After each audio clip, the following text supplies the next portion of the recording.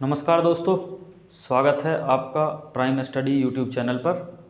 तो जैसा कि आप सब जानते हैं, इस चैनल के माध्यम से आपको विभिन्न प्रतियोगी परीक्षाओं की तैयारी कराई जाती है और उसी क्रम को ध्यान में रखते हुए जैसा कि हमारी सीरीज चल रही है, तो एसएससी जीडी जीएस के हिसाब से एसएससी जीडी स्पेशल सीरीज है ये। और यहाँ पर कुछ मैं इतिहास के प्रश्न आपके सामने लेकर उपस्थित हुआ हूँ। दोस्तों, इस वीडियो के माध्यम से मैं पहले ही आपको बता देता हूँ, पहले तो इस वीडियो क्लास को आप पूरा देखिए। यदि आप इस वीडियो क्लास को पूरा देख लेते हैं तो निश्चित ही मैं कह सकता हूँ कि आप इतिहास में निश्चित ही बेहतर करने वाले हैं। यदि इतिहास के जो भी प्रश्न आपके एसएससी जीडी के एग्ज़ाम में दिखेंगे वो निश्चित ही इस वीडियो के माध्यम से आपको देखने वाले हैं। लेकिन ये बात क्लियर है दोस्तों, ये बात आप याद रखें, वीडियो को पूरा देखें, चूँकि आप इस बात को तभी समझ सकते हैं जब आप इस वीडियो को पूरी तरीके से देख लेंगे। तो चलिए सबसे पहले शुरुआत करते हैं दोस्तों। हमारा जैसा कि पहला प्रश्न आपकी स्क्रीन के सामने है, गांधी इरविन समझौता किस वर्ष हुआ था? प्रश्न आपके सामने है दोस्तों, स्क्रीन पर है, गांधी इरविन समझौता किस वर्ष हुआ था? तो आपके सामने ऑप्शन है ए 1921, बी 1929, सी 1931 और डी 1933। दोस्तों, इस प्रश्न का जो सही आंसर है वो है, आपको याद रखना है, 1931। अगर आप इस पूरे प्रश्न को याद रखना चाहते हैं तो याद रखिए 5 मार्च 1931 को गांधी इरविन समझौता हुआ था। यानी कि इस प्रश्न का जो सही आंसर है वो 1931 है। ये आपको मालूम होना चाहिए, परीक्षा में सीधे ये प्रश्न आपसे पूछा जा सकता है। और दोस्तों याद रखना है, गांधी इरविन समझौता, ध्यान से सुनना, गांधी इरविन समझौता जो कि दिल्ली में हुआ, इसीलिए इसे दिल्ली पैक्ट के नाम से भी जाना जाता है। कुछ अन्य तथ्य भी मैं इस वीडियो के माध्यम से कवर कराऊंगा। और याद रखना है स्टूडेंट, ये क्वेश्चन आपसे एग्जाम में पूछा जा सकता है। यानी कि अब यहाँ से आपको ये प्रश्न याद रखना है कि पहला गांधी इरविन समझौता कब हुआ था? गांधी इरविन समझौता 1931 में हुआ। दूसरा ये याद रखें, गांधी इरविन समझौते को दिल्ली समझौते के नाम से भी जाना जाता है, यानी कि दिल्ली पैक्ट के नाम से भी जाना जाता है, चूँकि यह समझौता दिल्ली में हुआ इसलिए। नेक्स्ट क्वेश्चन आपकी स्क्रीन के सामने है कि उस भारतीय का क्या नाम था जिसने तीनों गोलमेज सम्मेलन में भाग लिया था? ऑप्शन आपके सामने हैं, डॉक्टर बी.आर. अम्बेडकर, ए, बी महात्मा गांधी, सी मौलाना अली जिन्ना, मोहम्मद अली जिन्ना, डी तेज बहादुर सप्रू। थोड़ा ध्यान से सुनेंगे, प्रश्न पूछा गया है कि उस भारतीय का नाम क्या है जिसने तीनों गोलमेज सम्मेलन में भाग लिया। स्टूडेंट याद रखना, इस प्रश्न के माध्यम से, इस दूसरे प्रश्न के माध्यम से हम और भी तथ्यों को क्लियर करेंगे। इस प्रश्न का जो सही आंसर है दोस्तों वो है, जो तीनों गोलमेज सम्मेलन में भाग लिया था उनका नाम है B R. Ambedkar, doctor B R. Ambedkar, doctor B R. Ambedkar पूछा जा सकता है, याद रखेंगे। लेकिन साथ के साथ स्टूडेंट इस चीज़ को भी याद रखेंगे, पहला तो ये क्लियर कर लें कि उस भारतीय का नाम क्या है जिसने तीनों गोलमेज सम्मेलन में भाग लिया। तो आपका आंसर होना चाहिए डॉक्टर बी.आर. अम्बेडकर। यदि प्रश्न एग्जाम में ये नहीं पूछा जाता है और प्रश्न ये पूछ लिया जाता है कि वह कौन थे जिन्होंने एक गोलमेज सम्मेलन में भाग लिया था, वो थे महात्मा गांधी जिन्होंने दूसरे गोलमेज सम्मेलन में भाग लिया था। साथ के साथ स्टूडेंट ये भी याद रखें, गोलमेज सम्मेलन 3 आयोजित हुए थे। पहला 1930, ये आपको याद रखना है, पूछा जा सकता है। दूसरा गोलमेज सम्मेलन 1931, ये भी आपको याद रखना है। और तीसरा गोलमेज सम्मेलन हुआ था स्टूडेंट 1932। यानी कि इस प्रश्न के माध्यम से आपको कई सारे प्रश्न क्लियर होंगे। साथ के साथ ये भी स्टूडेंट याद रखें कि जिस समय गोलमेज सम्मेलन आयोजित हुए थे उस समय जो आपका वायसराय थे वो थे लॉर्ड इरविन। ये बात आपको याद रखनी, कई बार परीक्षा में पूछी जा सकती है। नेक्स्ट अगला क्वेश्चन आपकी स्क्रीन के सामने है, किस गोलमेज सम्मेलन में भारतीय राष्ट्रीय कांग्रेस ने भाग लिया? और ऑप्शन आपके सामने है, ए प्रथम गोलमेज सम्मेलन, बी दूसरा गोलमेज सम्मेलन, सी तृतीय गोलमेज सम्मेलन, डी चतुर्थ गोलमेज सम्मेलन। प्रश्न आपके सामने है कि किस गोलमेज सम्मेलन में भारतीय राष्ट्रीय कांग्रेस ने भाग लिया था। दोस्तों मैंने अभी इस माध्यम से आपको बताया है कि तीनों गोलमेज सम्मेलन जो थे वो पहला 1930 में हुआ, दूसरा 1931 में हुआ, तीसरा 1932 में हुआ। लेकिन साथ के साथ आप स्टूडेंट इस बात को याद रखें, पहले गोलमेज सम्मेलन में डॉक्टर BR अम्बेडकर ने भाग लिया, दूसरे में भी भाग लिया और तीसरे में भी भाग लिया, यानी कि तीनों गोलमेज सम्मेलन में भाग लेने वाले एकमात्र भारतीय थे डॉक्टर BR अम्बेडकर। लेकिन प्रश्न हमसे ये पूछा गया है कि किस गोलमेज सम्मेलन में भारतीय राष्ट्रीय कांग्रेस ने भाग लिया। दोस्तों दूसरे गोलमेज सम्मेलन में भारतीय राष्ट्रीय कांग्रेस ने भाग लिया, यानी कि 1931 में जो दूसरा गोलमेज सम्मेलन हुआ था उसमें भारतीय राष्ट्रीय कांग्रेस ने भाग लिया। और दोस्तों याद रखना है, प्रश्न ये भी पूछा जा सकता है कि भारतीय राष्ट्रीय कांग्रेस ने जब दूसरे गोलमेज सम्मेलन में भाग लिया तो उनके प्रतिनिधि के रूप में कौन गए थे। तो याद रखना है मोहनदास करमचंद गांधी, यानी कि महात्मा गांधी कांग्रेस के प्रतिनिधि के तौर पर वहाँ पर दूसरे गोलमेज सम्मेलन में भाग लेने गए थे। और साथ के साथ ये भी याद रखें, पूछा जा सकता है कि महात्मा गांधी किस जहाज के द्वारा या उस जहाज का नाम क्या था जब दूसरे गोलमेज सम्मेलन में भाग लेने वो वहाँ गए थे। याद रखें SS राजपूताना, पूछा जा सकता है, इस प्रश्न को भी आप याद रखें। ये मैं स्टूडेंट सभी को पहले ही बता देता हूँ, मैं इस वीडियो के माध्यम से लगभग आपके कम से कम टॉप 200 प्रश्न आपको यहाँ से क्लियर कराने वाला हूँ। इस बात को आप विशेष रूप से याद रखें, इसलिए वीडियो को अंत तक एक एक प्रश्न को ध्यान से सुनिए। अगला क्वेश्चन आपके सामने है दोस्तों, 1857 के विद्रोह के समय भारत का गवर्नर जनरल कौन था। ऑप्शन आपके सामने हैं, A Lord Dalhousie, B Lord Minto, C Lord Canning और D लॉर्ड बैटिक, यानी कि लॉर्ड विलियम बैटिक। दोस्तों इस प्रश्न का जो सही आंसर है वो आपका C ऑप्शन इसका सही है, यानी कि लॉर्ड कैनिंग इसका बिल्कुल सही आंसर है। ये प्रश्न कई बार परीक्षा में पूछा भी जा चुका है, आप याद रखें। 1857 के विद्रोह के समय लॉर्ड कैनिंग, ध्यान से सुनना है, 1857 के विद्रोह के समय लॉर्ड कैनिंग भारत के जो गवर्नर जनरल थे, पूछा जा सकता है। दोस्तों इसके साथ साथ ये भी याद रखें, 1857 का जो विद्रोह था उसकी शुरुआत कहाँ से हुई थी, प्रश्न कई बार पूछा जा सकता है, तो उसे भी आप याद रखें। उसकी शुरुआत आपकी मेरठ से हुई थी, याद रखना है, कई बार पूछा जा सकता है, उत्तर प्रदेश मेरठ से हुई थी। और अगर डेट पूछी जाती है तो स्टूडेंट याद रखें 10 मई 1857 को इसकी शुरुआत हुई थी। चलिए अगला क्वेश्चन आपकी स्क्रीन के सामने है, नाना साहेब का कमांडर इन चीफ कौन था। पहला ऑप्शन आपके सामने है, A Azimullah, B Birjis Qadir, C Tatya Tope, D इनमें से कोई नहीं। दोस्तों इस प्रश्न का जो सही आंसर है आपका वो है तात्या टोपे, तात्या टोपे। इस प्रश्न का जो सही आंसर है वो है आपका तात्या टोपे। सबसे पहले तो आपको ये क्लियर होना चाहिए कि नाना साहेब का कमांडर इन चीफ कौन था, तात्या टोपे। लेकिन इस प्रश्न के माध्यम से आपको अन्य क्या प्रश्न याद रखने, जरा ध्यान से सुने, क्या याद रख सकते हैं। तात्या टोपे का मूल नाम क्या था पूछा जा सकता है, तो याद रखें आत्मारंग पांडुरंग तात्या टोपे का मूल नाम था। और क्या याद रखें, नाना साहेब का मूल नाम क्या था, नाना साहेब का मूल नाम था आपका धोंदू पंत, कई बार पूछा जा सकता है, इसे भी आप याद रखें।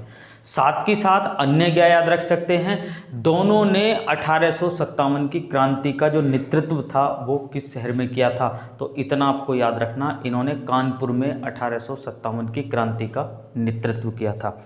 चलिए नेक्स्ट अगला क्वेश्चन आपकी स्क्रीन के सामने है स्टूडेंट, कि पुर्तगालियों की प्रथम फैक्ट्री भारत में कहाँ स्थापित की गई थी। ए ऑप्शन आपके सामने है, सूरत, बी गोवा, सी कोची और डी चंदन नगर। दोस्तों इस प्रश्न का जो सही आंसर है, पुर्तगालियों ने जो अपनी फैक्ट्री स्थापित की थी वो की थी आपकी कोचीन में, कोचीन। और इसके साथ साथ आपको क्या अन्य प्रश्न याद रखने, जरा ध्यान से सुनें। जितनी भी हमारे यूरोपीय कंपनी थी उस समय व्यापार के माध्यम से भारत आई थी, ये आपको याद रखना है। साथ के साथ ये भी क्रम आप याद रखें स्टूडेंट की क्वेश्चन पूछा जा सकता है, पहले कब आए थे या दूसरे कब आए थे। याद रखें सबसे पहले पुर्तगाली आए थे, उसके बाद डच आए थे, उसके बाद अंग्रेज आए थे और उसके बाद फ्रांसीसी आए थे। ये भी प्रश्न आपसे पूछे जा सकते हैं, इसलिए याद रखें दोस्तों। चूंकि प्रश्न में ये पूछा गया है कि पुर्तगालियों ने अपनी पहली फैक्ट्री कहाँ स्थापित की थी, तो पुर्तगालियों ने अपनी पहली फैक्ट्री स्थापित की थी कोची में। लेकिन अगर एग्जाम में पूछा जाता है कि अंग्रेजों ने अपनी पहली फैक्ट्री कहाँ स्थापित की थी, तो ये क्वेश्चन याद रखना, ये की थी आपकी सूरत में स्थापित की थी, यानी कि गुजरात में स्थापित की थी। प्रश्न ये भी अच्छा है और पूछा जा सकता है। नेक्स्ट क्वेश्चन आपकी स्क्रीन के सामने है, वास्को डी गामा भारत कब पहुंचा? ए ऑप्शन 1687, बी 1757, सी 1498 और डी 1545। दोस्तों इस प्रश्न का जो सही आंसर है वो है आपका 1498।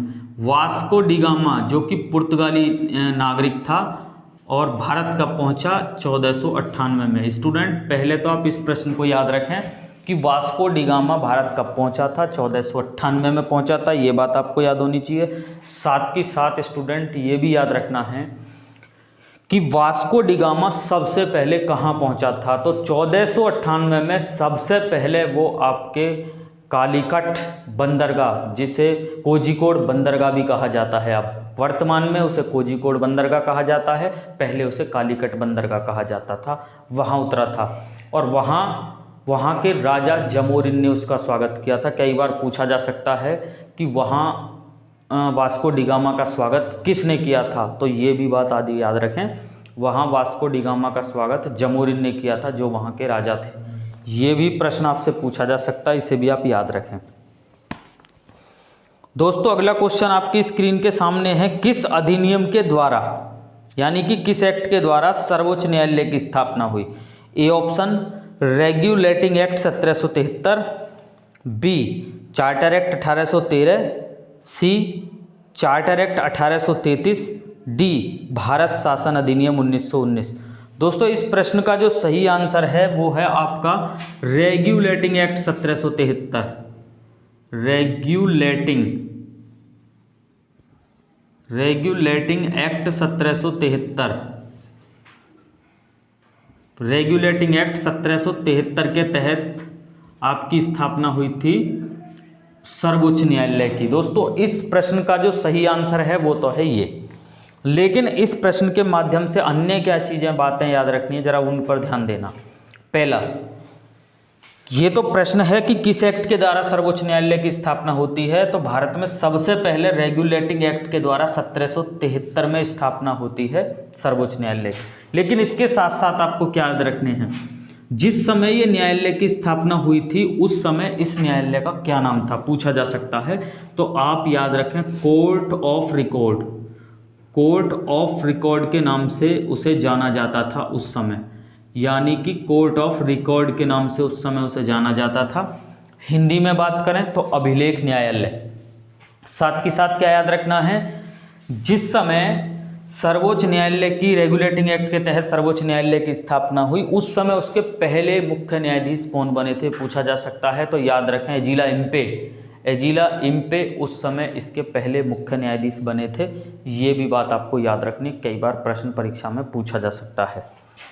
उसके साथ अगला क्वेश्चन आपकी स्क्रीन के सामने है, इस्तमरारी बंदोबस्त किसने लागू किया? ए ऑप्शन आपके सामने है वेलेजली, बी वॉरेन हेस्टिंग्स, सी लॉर्ड कॉर्नवालिस और डी लॉर्ड डफरिंग। दोस्तों इस प्रश्न का जो सही आंसर है इस्तमरारी बंदोबस्त, या इसे स्थायी बंदोबस्त भी कहा जाता है। यानी कि अब आपके दिमाग में एक बात बिल्कुल स्पष्ट हो जानी चाहिए, इस्तमरारी बंदोबस्त को स्थायी बंदोबस्त भी कहा जाता है। और इसकी जो शुरुआत की थी वो की थी आपकी लॉर्ड कॉर्नवालिस ने। लॉर्ड कॉर्नवालिस, ये प्रश्न आपसे सीधे परीक्षा में पूछा जा सकता है, इसे भी आप अच्छी तरीके से याद रखें।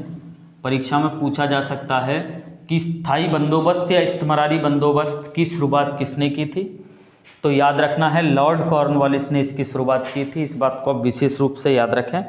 और दूसरा प्रश्न ये याद रख सकते हैं ज़्यादा से ज़्यादा कि इसकी शुरुआत कब हुई थी। दोस्तों इसकी शुरुआत कब हुई थी? इसकी शुरुआत आपका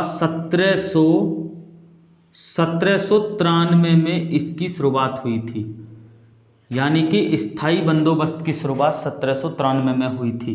तो यानी कि अब आपके वो भी उस प्रश्न के साथ आपको ये प्रश्न भी याद रखना है, परीक्षा में पूछा जा सकता है। दोनों प्रश्न याद रखिए। पहला, इस्तमरारी बंदोबस्त को स्थायी बंदोबस्त भी कहा जाता है। दूसरा, स्थायी बंदोबस्त किसने लागू किया? लॉर्ड कॉर्नवालिस ने। तीसरा, यह कब लागू किया गया? 1793 में इसे लागू किया गया। ये बात भी आपको याद रखनी है। उसके बाद नेक्स्ट क्वेश्चन आपकी स्क्रीन के सामने है स्टूडेंट, भारत में न्यायिक संगठन की स्थापना किसने की? ए ऑप्शन आपके सामने है Lord Mayo, B Lord Cornwallis, C Lord Attlee, D Lord Curzon. दोस्तों इस प्रश्न का जो सही आंसर है इसे आप इस तरीके से याद रखें, भारत में अगर जुडिशियरी की शुरुआत किसी ने की थी तो वो लॉर्ड कॉर्नवालिस के द्वारा ही की गई थी। यानी कि यहाँ से आप कॉर्नवालिस से संबंधित अन्य प्रश्न भी परीक्षा में सही कर सकते हैं। अब कॉर्नवालिस से संबंधित मैं कुछ अन्य तथ्यों को भी क्लियर करूँगा। भारत में न्यायिक जुडिशियरी की शुरुआत किसके माध्यम के द्वारा किसने की थी? कॉर्नवालिस। और साथ के साथ दोस्तों याद रखना है, प्रश्न परीक्षा में पूछा जाएगा, भारत में सिविल सेवा का जनक किसे कहा जाता है? तो लॉर्ड कॉर्नवालिस को ही कहा जाता है। इसे भी आप याद रखें, प्रश्न परीक्षा में पूछा जा सकता है। नेक्स्ट क्वेश्चन आपकी स्क्रीन के सामने है, सत्यशोधक समाज की स्थापना किसने की? दोस्तों पहला ऑप्शन गोपाल कृष्ण गोखले, बी ज्योतिबा फूले, सी शिवनाथ शास्त्री, डी इनमें से कोई नहीं। दोस्तों बहुत बढ़िया प्रश्न है। देखिए इस प्रश्न का जो सही आंसर है वो है आपका सत्यशोधक समाज की स्थापना की थी ज्योतिबा फूले। ज्योतिबा फूले, ज्योतिबा फूले। ये प्रश्न आपको याद रखना, परीक्षा में पूछा जा सकता है कि सत्यशोधक समाज की स्थापना किसने की थी? ज्योतिबा फूले ने की थी। इसके अलावा आप क्या याद रख सकते हैं? जैसे कि आप प्रश्न में साइड में देख रहे हैं ऑप्शन में गोपाल कृष्ण गोखले भी लिखा हुआ। पूछा जा सकता है कभी प्रश्न में कि महात्मा गांधी के राजनीतिक गुरु कौन थे? तो याद रखना दोस्तों, महात्मा गांधी के राजनीतिक गुरु गोपाल कृष्ण गोखले ही थे। प्रश्न कभी भी परीक्षा में पूछा जा सकता है। साथ ही साथ ये भी याद रखें कि सुभाष चंद्र बोस के राजनीतिक गुरु कौन थे? तो सुभाष चंद्र बोस के राजनीतिक गुरु थे आपके चित्तरंजन दास, यानी कि CR दास। तो साथ के साथ आप इन प्रश्नों को भी याद रखें, क्योंकि GD के माध्यम से अगर हम देखें तो ये एक विशेष सीरीज भी है जो कि यहाँ पर लाई गई है। आपकी स्क्रीन के सामने नेक्स्ट क्वेश्चन आपकी स्क्रीन के सामने है, सहायक संधि से संबंधित हैं A Lord Cornwallis, B Lord Wellesley, C John Shore और डी लॉर्ड ऑकलैंड। दोस्तों इस जो प्रश्न का सही आंसर है वो है आपका सहायक संधि से संबंधित है वेलेजली। वेलेजली, ध्यान से सुनना है, प्रश्न परीक्षा में पूछा जा सकता है, इस बात को विशेष रूप से याद रखें। प्रश्न पूछा जा सकता है कि सहायक संधि किससे संबंधित है, तो आपका आंसर होना चाहिए लॉर्ड वेलेजली। और इसके साथ एक प्रश्न और याद रखना है कि सहायक संधि को स्वीकार करने वाला पहला प्रांत कौन सा था? तो याद रखना है हैदराबाद। पूछा जा सकता है, इस प्रश्न को भी आप याद रखें। नेक्स्ट अगला क्वेश्चन आपकी स्क्रीन के सामने है, अवध के नवाब वाजिद अली शाह को ईस्ट इंडिया कंपनी ने गद्दी से उतार दिया था। ए ऑप्शन आपके सामने है 1853 में, बी 1855 में, सी 1856 में और डी 1857 में। दोस्तों इस प्रश्न का जो सही आंसर है वो है आपका 1856 में।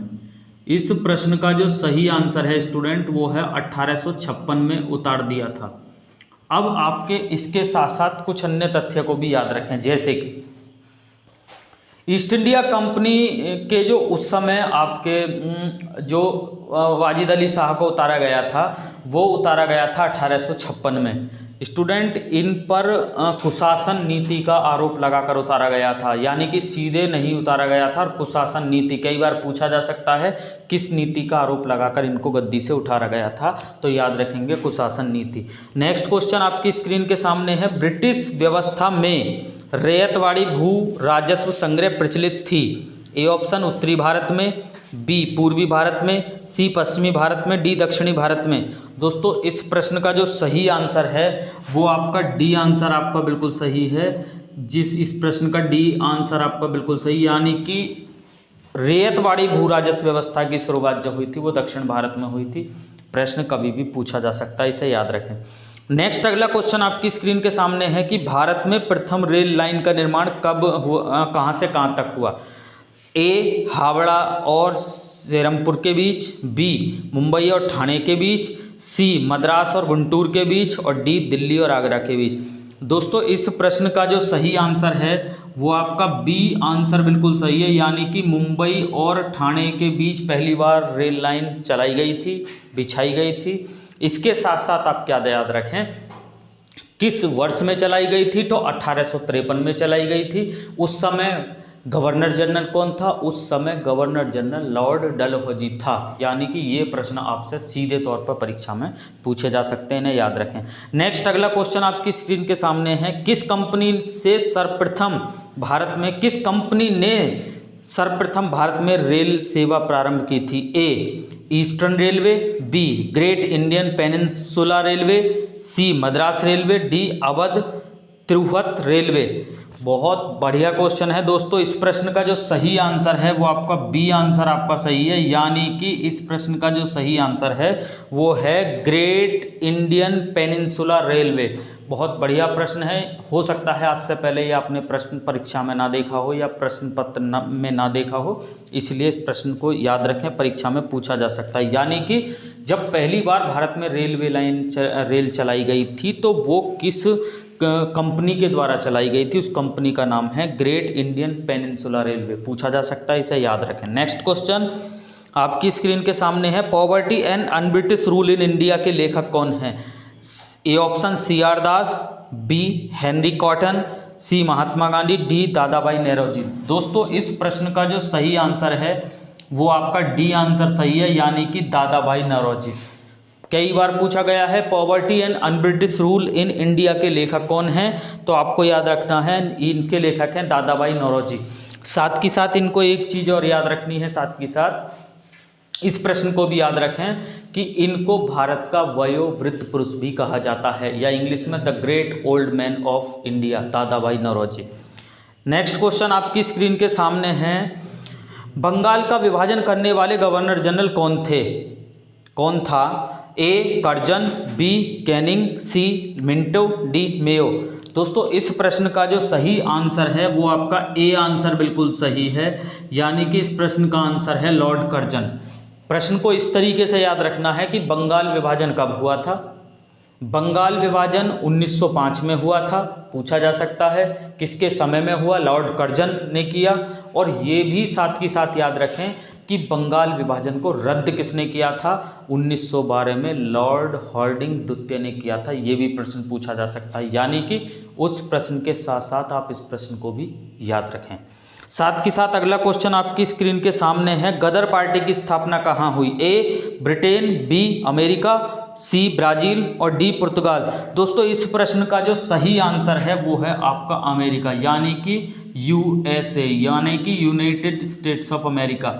गदर पार्टी की स्थापना अमेरिका में हुई। और साथ के साथ याद रखना है दोस्तों, पूछा जा सकता है इसके संस्थापक कौन थे, तो लाला हरदयाल इसके संस्थापक थे। परीक्षा में प्रश्न पूछा जा सकता है, इसे आप याद रखें। नेक्स्ट अगला क्वेश्चन आपकी स्क्रीन के सामने है, अभिनव भारत नामक अंग्रेज विरोधी संगठन की स्थापना किसने की। ए भंडारकर, बी वी.डी. सावरकर, सी जी.आर. भंडारकर, डी भगत सिंह। दोस्तों इस प्रश्न का जो सही आंसर है वो है आपका बी आंसर इसका सही है, यानी कि विनायक दामोदर सावरकर, यानी कि वी.डी. सावरकर। अभिनव भारत की स्थापना किसने की थी, वी.डी. सावरकर। प्रश्न सीधा परीक्षा में पूछा जा सकता है, इसे भी आप याद रखें।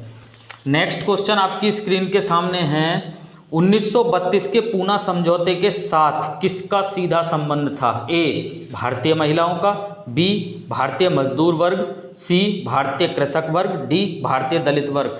दोस्तों इस प्रश्न का जो सही आंसर है वो आपका डी आंसर बिल्कुल सही है, जो कि भारतीय दलित वर्ग का इससे संबंध था। और साथ ही साथ इसके संबंध में क्या याद रखें, पूना पैक्ट कब हुआ? पूना पैक्ट 24 सितंबर 1932 को हुआ। किसके बीच हुआ? महात्मा गांधी और डॉक्टर B.R. अम्बेडकर के बीच हुआ।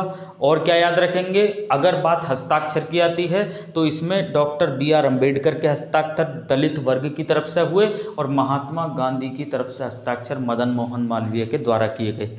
इस प्रश्न को भी आप याद रखें, परीक्षा में पूछा जा सकता है। नेक्स्ट क्वेश्चन आपकी स्क्रीन के सामने है, किस अधिनियम के द्वारा भारत में केंद्र में द्वैध शासन व्यवस्था लागू की गई? ए ऑप्शन भारत शासन अधिनियम 1935, बी भारत शासन अधिनियम 1919, सी भारत शासन अधिनियम 1909, डी भारत परिषद अधिनियम 1861। दोस्तों इस प्रश्न का जो सही आंसर है वो है आपका भारत शासन अधिनियम 1935, यानी कि ऑप्शन नंबर ए इसका बिल्कुल सही आंसर है।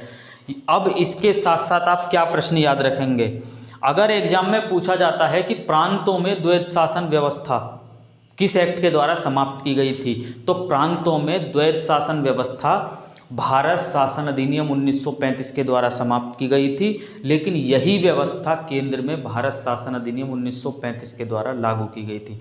दोनों बात आपके क्लियर होनी चाहिए, कई बार परीक्षा में प्रश्न पूछा जा सकता है। नेक्स्ट अगला क्वेश्चन आपकी स्क्रीन के सामने है, करो या मरो का नारा किस आंदोलन में दिया गया था? ए ऑप्शन असहयोग आंदोलन, बी स्वदेशी आंदोलन, सी भारत छोड़ो आंदोलन, डी सविनय अवज्ञा आंदोलन। दोस्तों इस प्रश्न का जो सही आंसर है वो सी आंसर आपका सही है, यानी कि करो या मरो का नारा भारत छोड़ो आंदोलन के दौरान दिया गया। और याद रखना है, प्रश्न ये भी पूछा जा सकता है कि भारत छोड़ो आंदोलन की शुरुआत कब हुई थी? दोस्तों 9 अगस्त 1942 को भारत छोड़ो आंदोलन की शुरुआत हुई थी। ये भी पूछा जा सकता है भारत छोड़ो आंदोलन की शुरुआत कहाँ से हुई थी? मुंबई के ग्वालियर टैंक से इसकी शुरुआत हुई थी। और ये भी पूछा जा सकता है कि भारत छोड़ो आंदोलन के समय वायसराय कौन था? तो उस समय वायसराय थे लॉर्ड लिन लिथगो। कई बार पूछा जा सकता है, इसे भी आप याद रखें। नेक्स्ट क्वेश्चन आपकी स्क्रीन के सामने है, भारत छोड़ो का प्रस्ताव कब पास किया गया? दोस्तों ए ऑप्शन 1970, बी 1910, बी 1917, सी 1930 और डी 1942।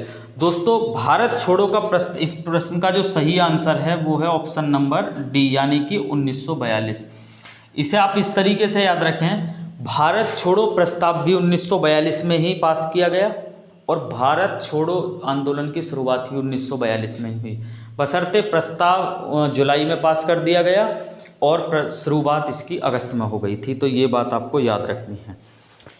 उसके साथ नेक्स्ट क्वेश्चन आपकी स्क्रीन के सामने है, सन 1935 के विधेयक के तहत गठित संयुक्त संसदीय समिति के अध्यक्ष कौन थे? A option James MacDonald, B Lord Linlithgow, C Winston Churchill, D Clement Attlee. दोस्तों पहले इस प्रश्न को समझने का प्रयास करें। 1935 के विधेयक का मतलब है कि जब भारत के लिए ब्रिटिश सरकार ने गवर्नमेंट ऑफ इंडिया एक्ट 1935 बनाया था और वो जो एक्ट बना था उसके लिए जो विधेयक आया था और उस विधेयक में जो संयुक्त संसदीय समिति बनी थी उसके अध्यक्ष कौन थे, प्रश्न ये पूछा जा रहा। तो याद रखना इस प्रश्न का सही आंसर है स्टूडेंट बी आंसर इसका सही है, जिसका सही आंसर है आपका लॉर्ड लिन लिथगो, इसका बिल्कुल सही आंसर है। प्रश्न कभी भी परीक्षा में पूछा जा सकता है, इसे भी आप याद रखें। नेक्स्ट क्वेश्चन आपकी स्क्रीन के सामने है, 1857 के विद्रोह के समय ईस्ट इंडिया कंपनी का मुख्य सेनापति कौन था? बहुत शानदार सवाल है, इसे ध्यान से सुने। A Palmerston, B Lord Canning, C George Anson, D Colin Campbell. दोस्तों इस प्रश्न का जो सही आंसर है वो है आपका सी आंसर इसका सही है, यानी कि 1857 के विद्रोह के समय ईस्ट इंडिया कंपनी का जो मुख्य सेनापति था वो तो था आपका जॉर्ज एनिसन। अब इसके साथ साथ आप कितने प्रश्न और याद रखेंगे? प्रश्न पूछा जाएगा 1857 के विद्रोह के समय ब्रिटेन के प्रधानमंत्री कौन थे? पॉम्स्टन। क्वेश्चन पूछा जाएगा 1857 के विद्रोह के समय गवर्नर जनरल कौन थे? Lord Canning.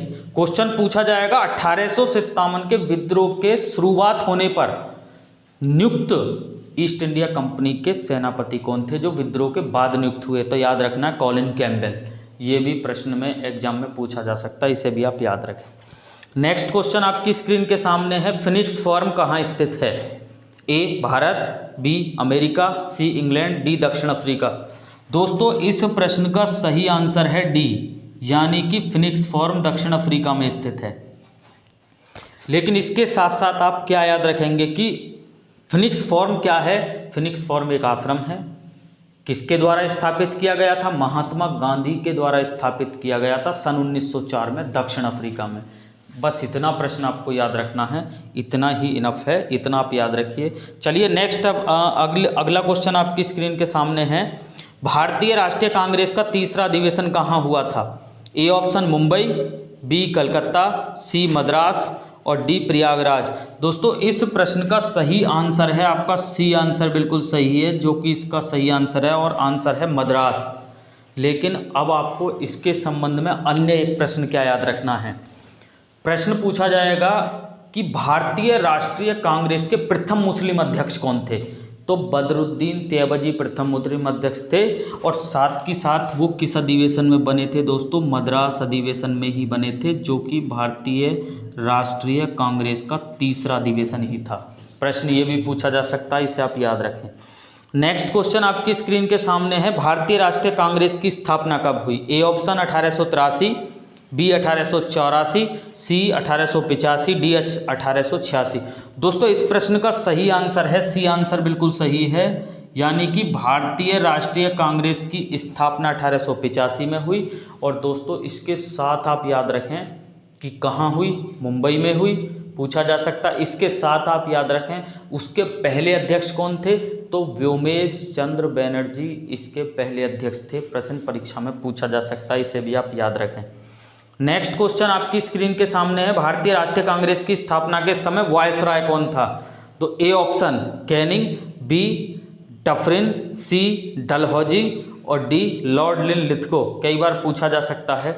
दोस्तों भारतीय राष्ट्रीय कांग्रेस की स्थापना के समय वायसराय जो थे वो आपके लॉर्ड डफरिन थे, पूछा जा सकता है। इसीलिए इस प्रश्न का जो सही आंसर है वो बी आंसर बिल्कुल सही है, प्रश्न परीक्षा में पूछा जा सकता है, इसे भी आप याद रखें। साथ ही साथ अगला क्वेश्चन आपकी स्क्रीन के सामने है, जलियांवाला बाग हत्याकांड कब हुआ? ए 10 अप्रैल 1919, बी 11 अप्रैल 1919, सी 12 अप्रैल 1919, डी 13 अप्रैल 1919। दोस्तों इस प्रश्न का जो सही आंसर है वो है आपका डी आंसर, बिल्कुल सही है, जो कि जलियांवाला बाग हत्याकांड 13 अप्रैल 1919 को हुआ और जो कि पंजाब में हुआ, पूछा जा सकता है। नेक्स्ट क्वेश्चन आपकी स्क्रीन के सामने है, जलियांवाला बाग हत्याकांड के समय वायसराय कौन था? A option Canning, B Chelmsford, C Dalhousie, D Irwin. इस प्रश्न का सही आंसर है दोस्तों बी आंसर, इस प्रश्न का बिल्कुल सही है। जलियांवाला बाग हत्याकांड के समय, जलियांवाला बाग हत्याकांड के समय वायसराय कौन था? जलियांवाला बाग हत्याकांड के समय वायसराय लॉर्ड चेम्सफोर्ड थे। परीक्षा में प्रश्न सीधा पूछा जा सकता है, इस प्रश्न को भी आप याद रखें।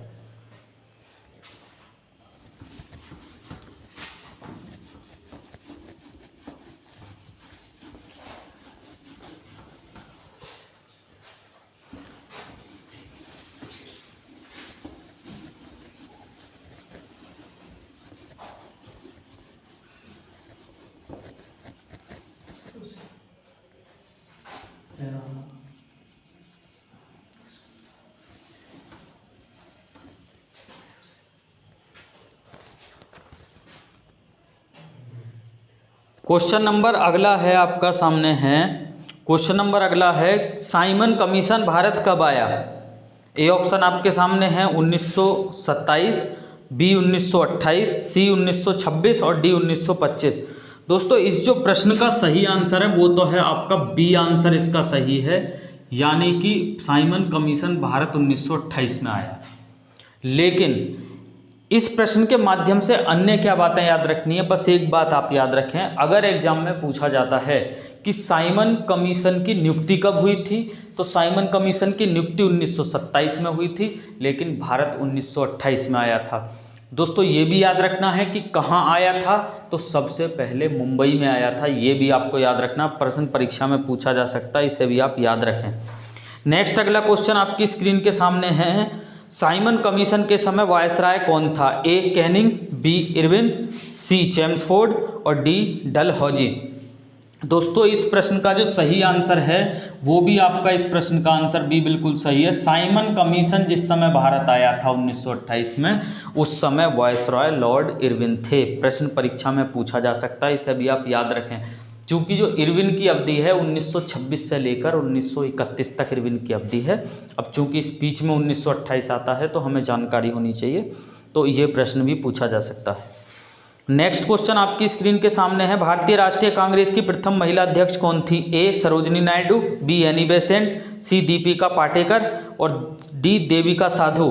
दोस्तों इस प्रश्न का जो सही आंसर है वो बी आंसर बिल्कुल सही है, यानी कि भारतीय राष्ट्रीय कांग्रेस की पहली महिला अध्यक्ष एनी बेसेंट थी। लेकिन अगर एग्जाम में पूछा जाता है कि भारतीय राष्ट्रीय कांग्रेस की पहली भारतीय महिला अध्यक्ष कौन थी, तब आपका आंसर होना चाहिए सरोजनी नायडू। इस बात को भी आप याद रखेंगे, पूछा जा सकता है। नेक्स्ट क्वेश्चन आपकी स्क्रीन के सामने है, जब ईस्ट इंडिया कंपनी व्यापार करने के उद्देश्य से एशिया आई, जिस रास्ते से होकर आई वह कौन सा?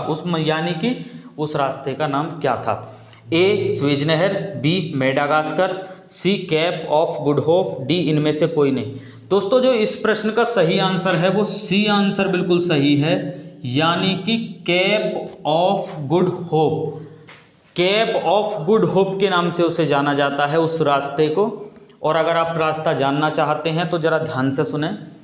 अफ्रीका के पश्चिमी अफ्रीका के साइड से होते हुए दक्षिणी अफ्रीका महाद्वीप के साइड से होते हुए मेडागास्कर होते हुए जब आगे की तरफ एशिया की साइड बढ़ते हैं तो उसी रास्ते को कैप ऑफ गुड होप के नाम से भी जाना जाता है। ये बात आपको याद रखनी है। नेक्स्ट अगला क्वेश्चन आपकी स्क्रीन के सामने है, ईस्ट इंडिया कंपनी के निर्माण के समय इंग्लैंड का शासक कौन था? A Charles first, B Elizabeth first, C James first, D कोई नहीं। तो याद रखना इस प्रश्न का आंसर बी सही है, एलिजाबेथ प्रथम उस समय सम्राट थी। ये भी बात याद रखना, प्रश्न परीक्षा में पूछा जा सकता है। कब? जब ईस्ट इंडिया कंपनी के निर्माण के समय।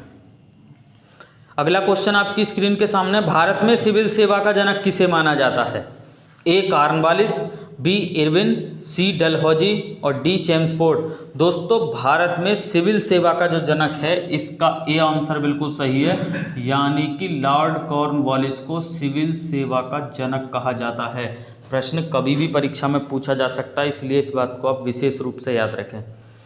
अगला क्वेश्चन आपकी स्क्रीन के सामने है, महात्मा गांधी ने भारत में सर्वप्रथम सत्याग्रह कहाँ से प्रारंभ किया था? ए अहमदाबाद, बी बारदौली, सी चंपारण, डी खेड़ा। दोस्तों इस प्रश्न का जो सही आंसर है वो आपका सी आंसर बिल्कुल सही है, यानी कि महात्मा गांधी ने अपना पहला सत्याग्रह चंपारण बिहार से स्टार्ट किया था। और याद रखना है स्टूडेंट, 1917 में इसकी शुरुआत की थी। और ये भी याद रखें, ये आपका नील की खेती करने वाले किसानों से संबंधित था और यहाँ पर अंग्रेज़ों द्वारा किसानों से संपूर्ण भूभाग के 3/20 भूभाग पर नील की खेती करना अनिवार्य कर दिया गया था, जिसको तिनकठिया प्रणाली भी कहा जाता है। यानी कि ये तथ्य भी आपके क्लियर होने चाहिए, कई बार पूछा जा सकता है। तो महात्मा गांधी का अफ्रीका से आने के बाद जो पहला सत्याग्रह था वो आपका चंपारण था, जिसकी शुरुआत 1917 में हुई। हाँ, इसके साथ साथ एक प्रश्न आप याद रखें, पूछा जा सकता है, बहुत बढ़िया प्रश्न है, इस बात को विशेष रूप से ध्यान रखें। चंपारण जब सत्याग्रह हुआ था, महात्मा गांधी वहां किसके बुलाने पर पहुंचे थे? प्रश्न पूछा जा सकता है। तो राजकुमार शुक्ल के बुलाने पर पहुंचे थे, पूछा जा सकता है, इसे भी आप याद रखें। नेक्स्ट क्वेश्चन आपकी स्क्रीन के सामने है, सुभाष चंद्र बोस ने फॉरवर्ड ब्लॉक की स्थापना कब की थी? ए 1936, बी 37, सी 1938, डी 1939। दोस्तों इस प्रश्न का जो सही आंसर है वो डी आंसर बिल्कुल सही है, यानी कि सुभाष चंद्र बोस ने फॉरवर्ड ब्लॉक की स्थापना 1939 में की थी। पूछा जा सकता है, ये एक संगठन था। नेक्स्ट अगला क्वेश्चन आपकी स्क्रीन के सामने, भूदान आंदोलन की शुरुआत कहाँ से हुई? भूदान आंदोलन की शुरुआत कहाँ से हुई? A option Karnataka, B Tamil Nadu, C Andhra Pradesh और डी उत्तर प्रदेश। दोस्तों इस प्रश्न का जो सही आंसर है वो आपका सी आंसर बिल्कुल सही है, यानी कि भूदान आंदोलन की शुरुआत आंध्र प्रदेश से हुई। दोस्तों कई बार प्रश्न परीक्षा में पूछा जा सकता है, इसे भी आप याद रखें। नेक्स्ट क्वेश्चन आपकी स्क्रीन के सामने है, चोरी चोरा की घटना कब हुई? ए ऑप्शन 5 फरवरी 1922, बी 6 फरवरी 1922, सी 7 फरवरी 1922 और डी 8 फरवरी 1922। दोस्तों इस प्रश्न का जो सही आंसर है वो ए आंसर बिल्कुल सही है, यानी कि 5 फरवरी 1922 को चोरी चोरा की घटना हुई। अब इसके संबंध में आप क्या चीज़ें याद रखेंगे? पहला, चोरी चोरा की घटना कब हुई? 5 फरवरी 1922। चोरी चोरा कहाँ पर स्थित है? गोरखपुर उत्तर प्रदेश में स्थित है। ये क्या था? ये एक कांड हुआ था 1922 में, जब असहयोग आंदोलन के दौरान, ध्यान से सुनना है, असहयोग आंदोलन के दौरान क्रांतिकारियों ने थाने में जाकर 22 जवानों को जिंदा जला दिया था। उस विषय को ही हम चोरी चोरा कांड कहा जाता है और यह घटना 5 फरवरी 1922 को हुई। और याद रखना है दोस्तों, इसी घटना के दुख के कारण महात्मा गांधी ने अपना असहयोग आंदोलन, जिसकी शुरुआत 1920 में हुई थी, उसे 1922 में स्थगित कर दिया था। दोस्तों यहाँ तक बात आपके समझ में आ जानी चाहिए। दोस्तों एक बार वीडियो को लाइक और शेयर ज़रूर करें, क्योंकि इस वीडियो के माध्यम से आपको वो प्रश्न बताए गए हैं जो कि आमतौर पर अन्य वीडियो क्लास में देखने को आपको नहीं मिलते होंगे। नेक्स्ट क्वेश्चन आपकी स्क्रीन के सामने है, एक वर्ष के भीतर स्वराज की प्राप्ति लक्ष्य था? ए सविनय अवज्ञा आंदोलन का, बी गृह शासन आंदोलन का, सी खिलाफत आंदोलन का, डी असहयोग आंदोलन का। दोस्तों इस प्रश्न का जो सही आंसर है वो है डी असहयोग आंदोलन का।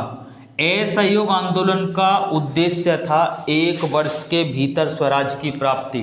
दोस्तों परीक्षा में प्रश्न पूछा जा सकता है, इसे भी आप याद रखें। साथ ही साथ अगला क्वेश्चन आपकी स्क्रीन के सामने है, महात्मा गांधी के द्वारा चलाया गया प्रथम जन आंदोलन कौन सा था? ए ऑप्शन असहयोग आंदोलन, बी नमक आंदोलन, सी भारत छोड़ो आंदोलन, डी नील आंदोलन। दोस्तों इस प्रश्न का जो सही आंसर है वो ए आंसर बिल्कुल सही है, यानी कि महात्मा गांधी के द्वारा चलाया गया पहला जन आंदोलन कौन सा था? तो पहला जन आंदोलन था असहयोग आंदोलन। कई बार पूछा जा सकता है, इसे भी आप याद रखें। साथ ही साथ आप इतना याद रखें कि असहयोग आंदोलन की शुरुआत 1920 में हुई थी, ये भी आप याद रखें, पूछा जा सकता है, इसे भी आप याद रखें। नेक्स्ट क्वेश्चन आपकी स्क्रीन के सामने है स्टूडेंट, मानव द्वारा पाला गया पहला पालतू पशु कौन सा था? यानी कि पहला पशु कौन सा था? ए कुत्ता, बी बिल्ली, सी घोड़ा, डी गाय। इसका सही आंसर है दोस्तों ए कुत्ता। मानव द्वारा पाला गया पहला पशु था कुत्ता। कई बार पूछा जा सकता है, इसे भी आप याद रखें। नेक्स्ट क्वेश्चन, मानव द्वारा प्रयोग की गई पहली धातु कौन सी थी? ए तांबा, बी पीतल, सी सोना, डी कांसा। दोस्तों इस प्रश्न का सही आंसर है आपका ये आंसर बिल्कुल सही है, यानी कि मानव द्वारा उपयोग की गई पहली धातु थी आपकी तांबा। उसके बाद नेक्स्ट क्वेश्चन आपकी स्क्रीन के सामने है, मानव द्वारा उपयोग में लाई गई पहली फसल कौन सी थी? ए चावल, बी गेहूं, सी जौ, डी उपरोक्त सभी। दोस्तों इस प्रश्न का जो सही आंसर है वो है आपका बी, यानी कि गेहूं। ये बात याद रखनी है, प्रश्न कभी भी पूछा जा सकता है। अगला प्रश्न आपकी स्क्रीन के सामने है, सैंधव सभ्यता का एकमात्र स्थल लोथल किस राज्य में स्थित है? ए पंजाब, बी गुजरात, सी राजस्थान, डी हरियाणा। दोस्तों इस प्रश्न का सही आंसर है लोथल, यानी कि ऑप्शन नंबर बी। इस प्रश्न का सही आंसर है लोथल गुजरात में है, यानी कि ये प्रश्न भी आपसे पूछा जा सकता है, इसे भी आप याद रखें, चूँकि ये एकमात्र ऐसा स्थान है जो सैंधव सभ्यता का भारत में स्थित था। बाकी ज़्यादातर इसके पाकिस्तान में स्थित हैं, लेकिन याद रखें चूँकि ये भारत में स्थित है इसलिए पूछा जाएगा लोथल कहाँ पर स्थित है? भारत। उसके बाद अगला क्वेश्चन आपकी स्क्रीन के सामने है, मोहनजोदड़ो कहाँ पर स्थित है? ए बलूचिस्तान, बी ऑप्शन पश्चिमी बंगाल, सी उत्तर पश्चिमी सीमा प्रांत, डी सिंध। इस प्रश्न का सही आंसर है दोस्तों डी, यानी कि सिंध। इस प्रश्न का सही आंसर है सिंध। मोहनजोदड़ो सिंध में स्थित है। और इसके साथ साथ आप क्या याद रखें, कई बार परीक्षा में पूछा जाएगा मोहनजोदड़ो का क्या अर्थ होता है। तो दोस्तों याद रखेंगे मोहनजोदड़ो का अर्थ होता है मृतकों का टीला। चलिए नेक्स्ट क्वेश्चन आपकी स्क्रीन के सामने है, इसे आप देखें। सिंधु घाटी सभ्यता का इलाका कहाँ पर स्थित है? सिंधु घाटी सभ्यता का इलाका कहाँ पर स्थित है? A option Bharat, B Nepal, C Afghanistan, D Pakistan. दोस्तों इस प्रश्न का सही आंसर है आपका डी, यानी कि पाकिस्तान। इसका मैक्सिमम हिस्सा पाकिस्तान में है, कभी भी पूछा जा सकता है, इस प्रश्न को भी आप याद रखें। नेक्स्ट क्वेश्चन आपकी स्क्रीन के सामने है। लोथल कहाँ पर स्थित है? लोथल कहाँ स्थित है? ए बलूचिस्तान में, बी सिंधु के मुहाने पर, सी खंबात की खाड़ी में, डी कच्छ के रण में। दोस्तों इस प्रश्न का आंसर जो सही है वो आपका सी आंसर बिल्कुल सही है। लोथल आपका खंबात की खाड़ी में स्थित है, यानी कि गुजरात में स्थित है, कभी भी पूछा जा सकता है। इस प्रश्न को क्यों टारगेट किया गया है, इस बात को विशेष रूप से याद रखें, क्योंकि उस सभ्यता का एकमात्र स्थल ये भारत में है और जो कि गुजरात में है, इसे भी आप याद रखें। नेक्स्ट क्वेश्चन आपकी स्क्रीन के सामने है। भारत में मूर्ति पूजा कब से प्रारंभ होती है? ए हड़प्पा काल से, बी वैदिक काल से, सी मौर्य काल से, डी गुप्त काल से। इस प्रश्न का सही आंसर है दोस्तों ए आंसर इसका बिल्कुल सही है। मूर्ति पूजा का प्रारंभ जो है वो हड़प्पा काल से माना गया है, ये बात याद रखनी, कई बार पूछा जा सकता। नेक्स्ट अगला क्वेश्चन आपकी स्क्रीन के सामने है। सिंधु सभ्यता का कौन सा स्थल भारत में स्थित है? ए हड़प्पा, बी मोहनजोदड़ो, सी लोथल, डी सुतकागेडोर। तो कहीं ना कहीं पर आप समझ गए होंगे, चूंकि इससे पहले मैं इस वीडियो के माध्यम से इस प्रश्न को कई बार डिफाइन कर चुका हूं। तो इस प्रश्न का सही आंसर है लोथल, यानी कि गुजरात में। उसके बाद अगला क्वेश्चन आपकी स्क्रीन के सामने है। वेद शब्द का अर्थ है?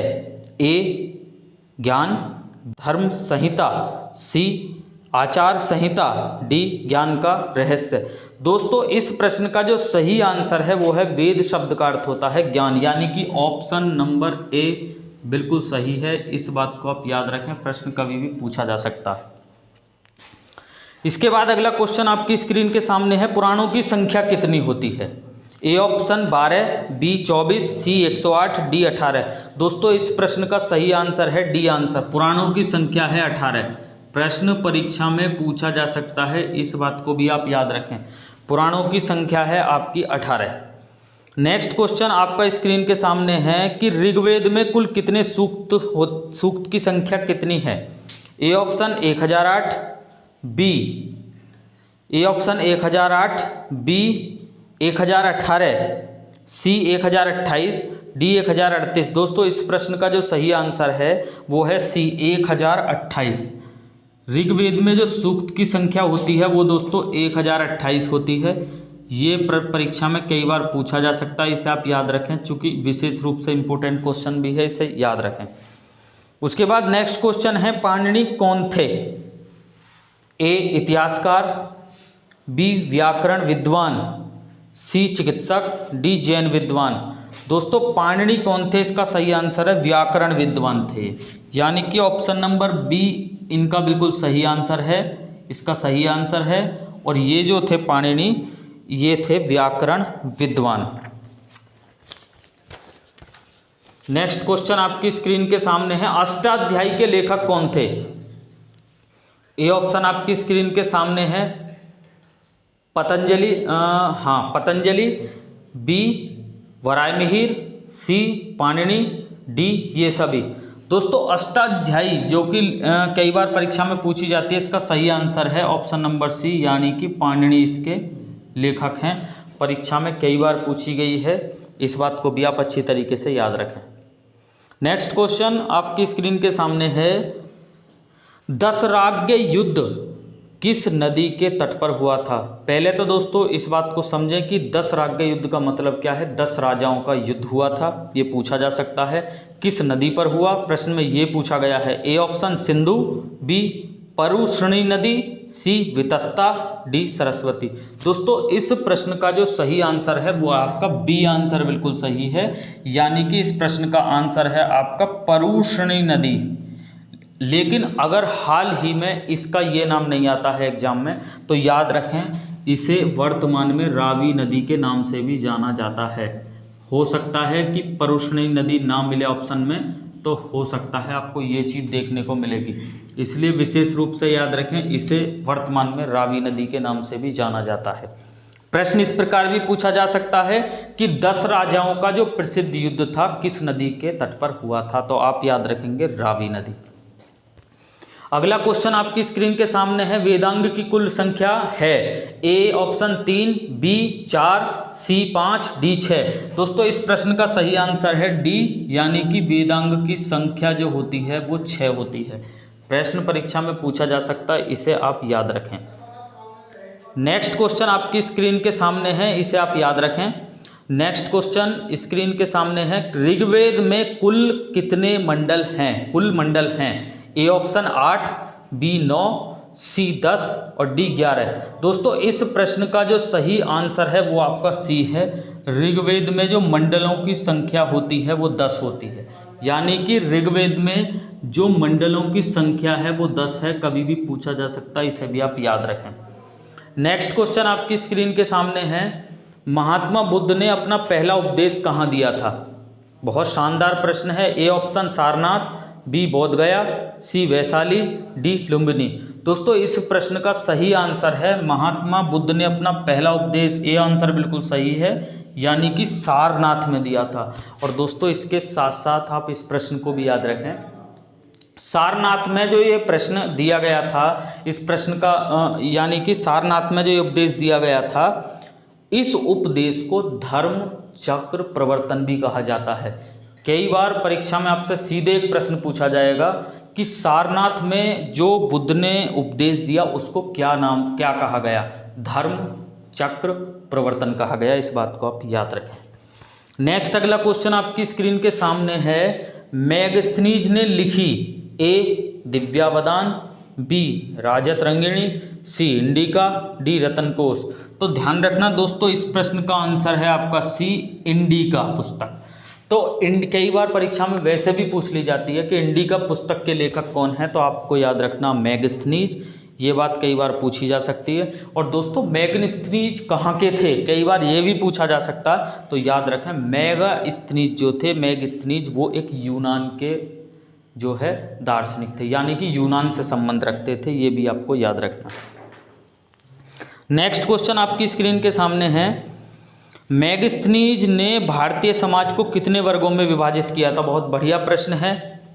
A option 4, B 5, C 6, D 7। दोस्तों इस प्रश्न का जो सही आंसर है वो है आपका 7, यानी कि मेगस्थनीज ने भारतीय समाज को 7 भागों में विभाजित किया था।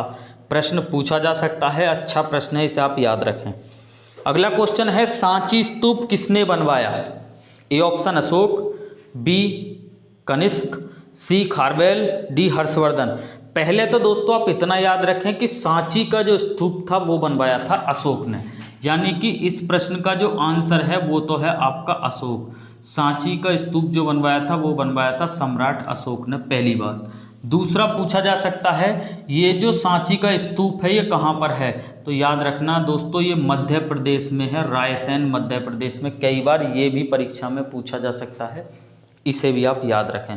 उसके बाद नेक्स्ट अगला क्वेश्चन है, मेगस्थनीज का आगमन हुआ, ए चंद्रगुप्त मौर्य, बी चंद्रगुप्त, सी कनिष्क, डी हर्ष, यानी कि किसके समय में आए? तो दोस्तों याद रखना है मेगस्थनीज जो आए थे चंद्रगुप्त मौर्य के समय में आए थे। ये प्रश्न आपसे पूछा जा सकता है, मेगस्थनीज कब आए थे? मेगस्थनीज चंद्रगुप्त मौर्य के समय में आए थे, एक तो ये याद रखना है। दूसरा साथ के साथ ये भी याद रखें, जो मेगस्थनीज थे वो यूनान के नागरिक थे, यूनानी थे। कई बार ये भी पूछा जा सकता है, इसे आप याद रखें। साथ के साथ मेगस्थनीज ने किस पुस्तक को लिखा? मेगस्थनीज ने इंडिका पुस्तक को लिखा। पूछा जा सकता है मेगस्थनीज ने किस पुस्तक को लिखा? इंडिका, ये भी पूछा जा सकता है, इसे आप याद रखें। नेक्स्ट क्वेश्चन आपकी स्क्रीन के सामने है, अशोक का नाम मिलता है, ए मास्की अभिलेख में, बी सोपारा अभिलेख में, सी कलिंग अभिलेख में, डी जूनागढ़ अभिलेख में। दोस्तों इस प्रश्न का जो सही आंसर है वो है ऑप्शन नंबर ए, यानी कि मास्की अभिलेख। ध्यान से सुनना है, क्वेश्चन पूछा जा सकता है अशोक का नाम किस में मिलता है? मास्की अभिलेख में अशोक का नाम मिलता है। इसको आप याद रखें, ये परीक्षा में प्रश्न आपसे पूछा जा सकता है कि अशोक का नाम किस अभिलेख में देखने को मिलता है। तो दोस्तों याद रखें, मास्की अभिलेख में अशोक का नाम देखने को मिलता है। नेक्स्ट अगला क्वेश्चन, जैन धर्म के 24वें तीर्थकर कौन थे? A option Rishabhnath, B Parshvanath, C Mahavir Swami, D Neminath. दोस्तों इस प्रश्न का जो सही आंसर है वो है आपका, जरा ध्यान से देखेंगे, इस प्रश्न का सही आंसर है 24वें तीर्थकर थे आपका महावीर स्वामी, महावीर स्वामी। लेकिन इसके साथ साथ आप क्या याद रखें, जैन धर्म के 24वें तीर्थकर थे महावीर स्वामी। जैन धर्म के 24वें व अंतिम तीर्थकर भी यही थे। अगर एग्जाम में पूछा जाता है जैन धर्म के अंतिम तीर्थकर कौन थे, तो अंतिम भी यही थे, महावीर स्वामी। पूछा जाएगा जैन धर्म के प्रथम तीर्थकर कौन थे, तो दोस्तों जैन धर्म के जो प्रथम तीर्थकर थे उनका नाम था ऋषभनाथ। ऋषभनाथ जैन धर्म के प्रथम तीर्थकर थे, इसे भी आप याद रखें। और एग्जाम में ये भी पूछा जाता है जैन धर्म के 23वें तीर्थकर कौन थे, तो जैन धर्म के 23वें तीर्थकर थे आपके पार्श्वनाथ। मेरे हिसाब से ये चीज़ें आपके समझ में आ जानी चाहिए, परीक्षा में प्रश्न पूछा जा सकता है। यानी कि जैन धर्म के अंतिम तीर्थकर कौन थे? महावीर स्वामी। जैन धर्म के 24वें तीर्थकर कौन थे? तो अंतिम और 24वें महावीर स्वामी हैं। जैन धर्म के प्रथम तीर्थकर कौन थे? ऋषभनाथ। और जैन धर्म के 23वें तीर्थकर कौन थे? आपका पार्श्वनाथ। क्वेश्चन परीक्षा में पूछे जा सकते हैं, बहुत महत्वपूर्ण प्रश्न है, इसको इसलिए याद रखें।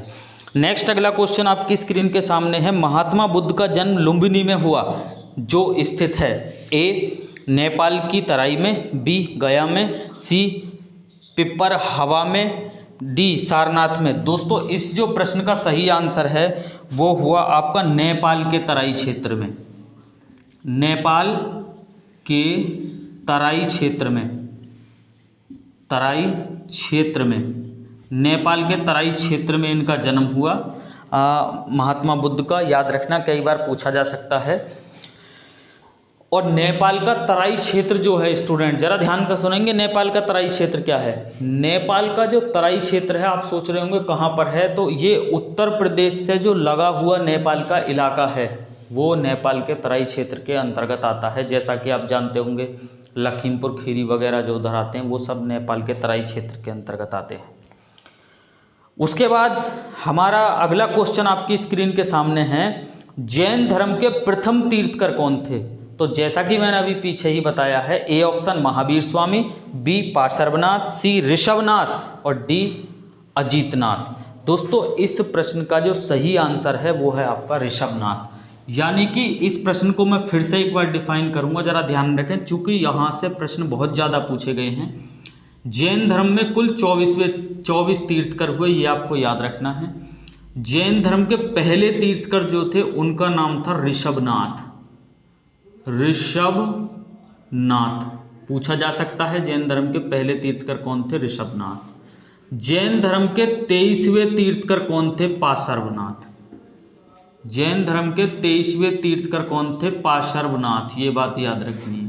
और जैन धर्म के अंतिम और 24वें तीर्थकर थे आपका महावीर स्वामी। परीक्षा में पूछा जा सकता है, ये बात आप याद रखें, महावीर स्वामी। तो कहीं ना कहीं पर ये वीडियो क्लास आपको समझ में आई होगी। दोस्तों इस वीडियो क्लास के माध्यम से मैंने इतिहास के उन प्रश्नों को लिया जो एसएससी जीडी के हिसाब से बहुत ही ज़्यादा, यानी कि कह सकते हैं अति महत्वपूर्ण प्रश्न हैं, उन्हें बताने का प्रयास किया और उनसे संबंधित कुछ महत्वपूर्ण प्रश्न जो थे उन्हें भी बताने का प्रयास किया। दोस्तों वीडियो को लाइक और शेयर अवश्य करें। बहुत बहुत धन्यवाद।